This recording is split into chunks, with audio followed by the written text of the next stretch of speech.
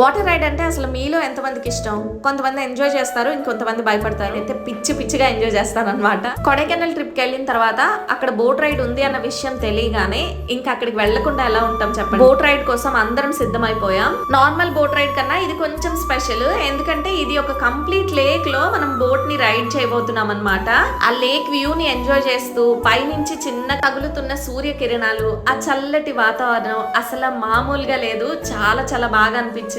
అంతా ఆదిత్య నాతో పాటు వెనకే కూర్చుని ఎంత బాగా ఎంజాయ్ చేశాడు చూసారు కదా. కాసేపటి తర్వాత బ్యాక్ సైడ్ బ్యాలెన్స్ చేస్తున్నాను, మధ్యలో ఉండి ముగ్గురు ఫ్రంట్ న రైడ్ చేస్తున్నారు అనమాట. ముందంతా వెనక కూర్చోడానికి ఒప్పుకున్న ఆదిత్య నేను కూడా చెరిపిని లాగా ప్యాడలింగ్ చేస్తాను అని చెప్పి ముందుకు వెళ్తానని కొంచెం గొడవ చేశాడు. పోనీ వాళ్ళిద్దరిని ముందుకు ఉంచుదా ఉంటే వెనక మా ఇద్దరు వెయిట్ ఎక్కువైపోతుంది కదా.